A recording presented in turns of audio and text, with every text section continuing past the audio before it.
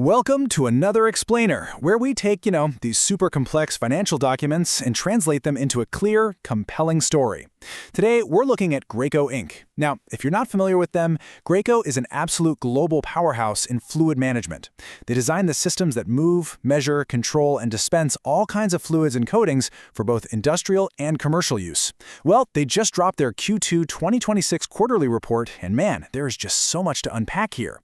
We're talking impressive profit jumps, a total surprise legal victory, and some seriously aggressive strategic moves.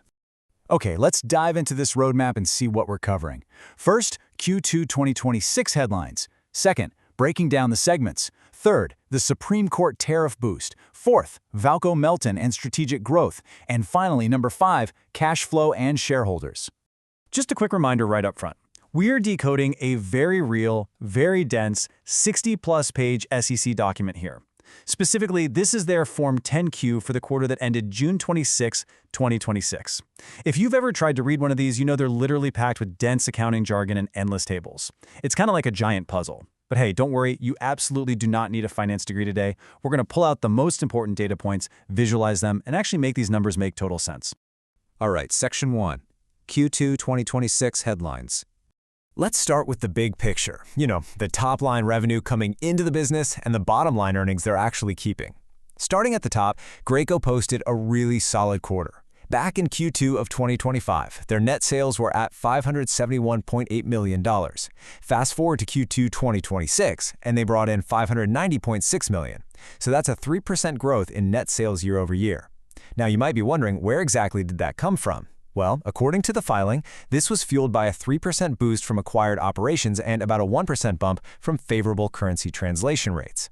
This actually helped offset a slight 1% organic decline, which was mostly caused by some timing delays in their industrial finishing systems. Overall, a very healthy top line. But as we know, the top line is only half the story. Here is where things get genuinely exciting.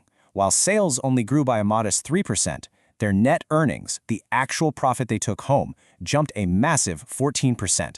They netted $144.9 million this quarter compared to $127.6 million at the exact same time last year. That is just a huge leap in profitability relative to their revenue growth. And actually, if we look a little further up the income statement, we see their operating earnings were up 11% to $175.1 million. So this poses a really interesting question for us, right? If the top-line sales only grew by 3%, where on earth is all this extra operational efficiency and profit coming from? How are they squeezing so much more juice out of a slightly larger lemon? Let's move to and see how this builds into their 3 main business divisions to find our answer. Moving on to Section 2, breaking down the segments. And this brilliantly illustrates exactly where the money is coming from. So Graco organizes its operations into 3 reportable segments. The contractor segment is for sure their biggest moneymaker, pulling in $299.4 million in net sales this quarter. Then you have the industrial segment right behind it at $249.2 million, and finally the expansion market segment brought in $41.9 million. The really strong performance in that contractor segment, which saw operating earnings rise to over $91 million, really helped offset some of those timing delays in the industrial finishing systems that we talked about earlier. They are operating incredibly lean across these divisions, which is exactly what's driving up that gross margin rate.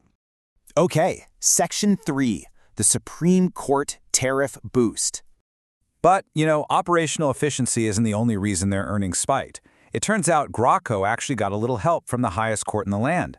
Back on February 20, 2026, the U.S. Supreme Court issued a decision invalidating certain tariffs that had been imposed under the International Emergency Economic Powers Act, or IEPEA. Because of this, the U.S. Court of International Trade actually ordered Customs and Border Protection to refund those previously collected tariffs. Now, because of all the uncertainty, Graco wisely decided not to count this money until it was actually sitting in their bank account. Well, in Q2, those checks started clearing. Graco received $9 million net of related surcharges, dropped straight to their bottom line this quarter. It's just a brilliant example of how macro legal environments can suddenly impact a company's quarterly earnings out of nowhere. Now, it's pretty interesting to see how professional analysts and the management team actually view the health of the company. On paper, under the strict accounting rules, their as-reported operating earnings were $175.1 million. But they had some unique expenses this quarter, $2.5 million in acquisition costs and $5.6 million in amortization for acquired intangible assets. When you add those back in, you get their adjusted operating earnings, which sit at $183.2 million. To translate that accounting jargon into plain English for a second, adjusted operating earnings basically strip out the noisy, one-off expenses related to buying other companies. Since Graco makes acquisitions somewhat unpredictably, removing these costs lets management and investors compare apples to apples across different quarters. It reveals the true underlying operational health of the core business, and, as we can clearly see, that core business is running exceptionally well. Which brings us to Section 4, Valco Melton and Strategic Growth. So on May 20, 2026, Graco entered into a massive definitive agreement to acquire a company called Valco Melton for $447 million. Valco Melton is a global provider of adhesive application and quality assurance systems. This is a huge strategic move that significantly bolsters Graco's industrial technology portfolio. The deal is expected to close in the third quarter of 2026. But honestly, the most staggering part of this whole deal? Graco isn't taking on a mountain of high-interest debt to do this. No way. They are funding this entire $447 million acquisition purely with cash on hand. So, how does a company generate enough cash to drop nearly $500 million without even breaking a sweat? So the crucial point is Section 5, Cash Flow and Shareholders. Over the first 6 months of 2026, Graco generated a phenomenal $297.9 million in net cash from their operating activities. And what are they doing with all that money? They're aggressively returning it to shareholders. They paid out $97.7 million in cash dividends. But look at those share repurchases. They spent a whopping $331.1 million buying back their own common stock in just 6 months. When a company buys back its own stock at this kind of scale, it reduces the total number of shares out there in the market, which inherently makes every remaining share that much more valuable. It is a massive vote of confidence for management in their own future. And get this, even after paying nearly $100 million in dividends, and even after spending over $330 million buying back stock, how much cash was left sitting on their balance sheet at the end of the quarter? Over $507 million. Specifically, $507,575,000 in cash and cash equivalents. I mean, this is the very definition of financial resilience. This is the exact war chest they're using to fund that Valco Melton acquisition. Which brings us to our final thought. Think about it. Graco is sitting on a $507 million cash pile.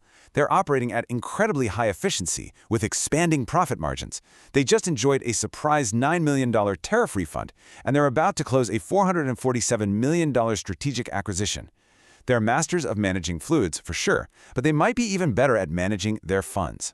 So the real question is, when that Q3 report drops, how is this massive Valco Melton integration going to reshape their entire industrial segment? We'll just have to wait and see. Thanks for joining me for this explainer, and keep learning.